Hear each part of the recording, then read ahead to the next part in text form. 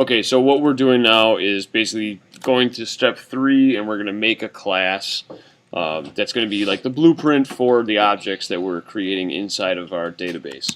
So we'll go through this pretty quickly. So for me, I'm going to make a new package. You guys should probably make a new project. We talked about that. So I'm just going to call this database. I'm going to make a new class inside a database that is called comic book.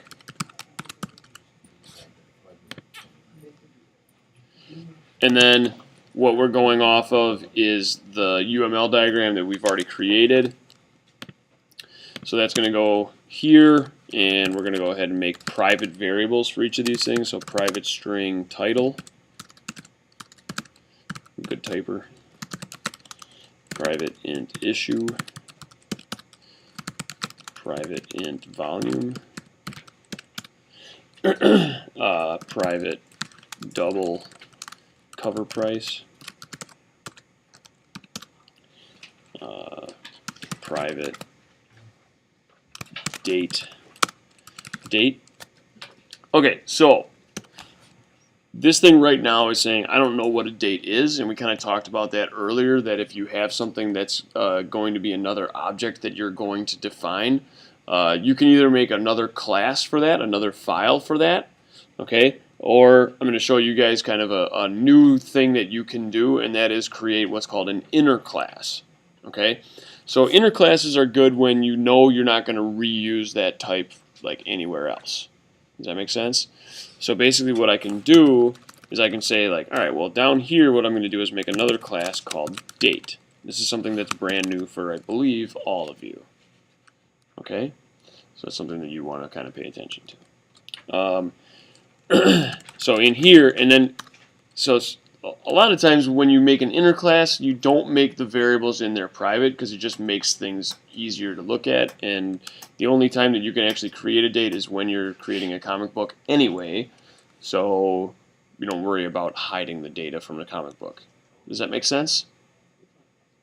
Okay, so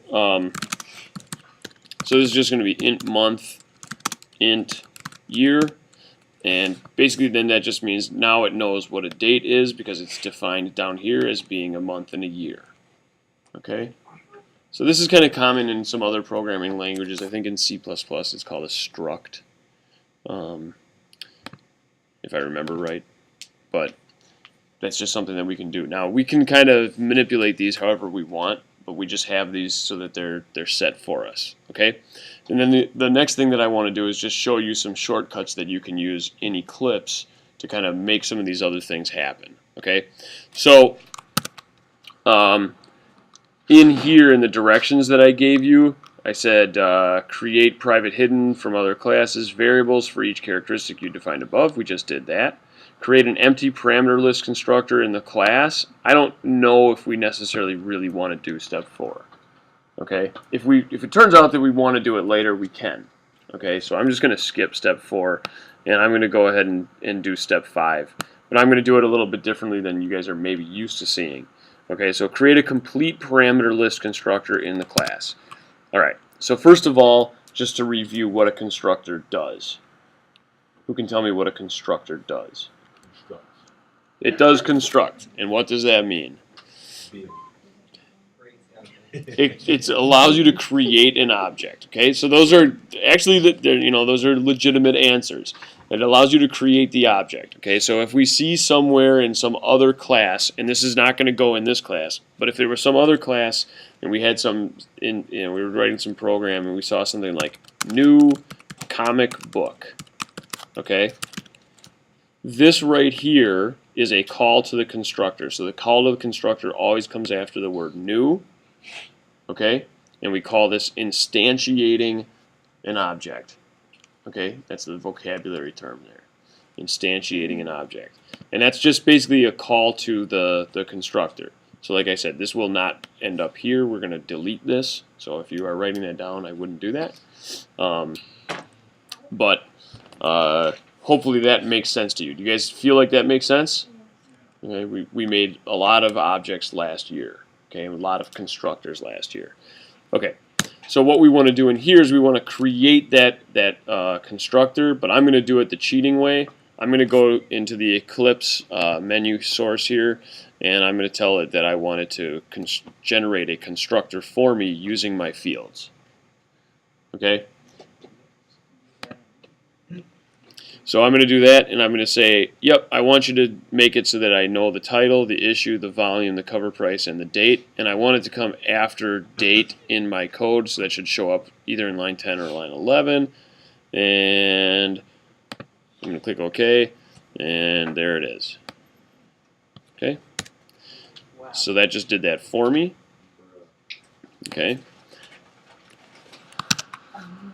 In step 6, I ask you to create set and get methods. Set methods are called mutator methods because they allow us to change the state of an object. Okay. Get methods are called accessor methods because they allow us to gain access to those things that are private. Okay. I know one day we talked about like why do we want private class members or state variables and public get and set methods. You guys feel like you understand why we do that so that we kind of have some control over those things? So, listen, you could make the argument that you know, for this thing, like, what if I screwed up the title? I want to be able to set and get that. Okay? What if I screwed up the issue number? I want to be able to set and get that. What if I screwed up the volume? Yeah, maybe. Cover price? Maybe. Yeah, maybe we want to be able to set and get all these things. But you could say to yourself, like, I'm not going to screw up the cover price, right? So I want to be able to get it, but I don't want to be able to set it. Once you say what the cover price is for a comic book, that's what it is. It's not going to change. Okay? So you can make decisions like that when you are making these methods, and you can decide, like, you know, do these need to have some control to them, etc. Okay, so what we're going to do for that is we're going to go to source, and we're going to say generate getters and setters. I want them all, so I select all of them, click OK, and I don't know why it's spacing it out as much as it is, but they're all there. And Miss Faye, please stand for the Pledge of Allegiance. I pledge allegiance to the flag of the United States of America and to the republic for which it stands, one nation, under God, with liberty and justice for all. You may be seated.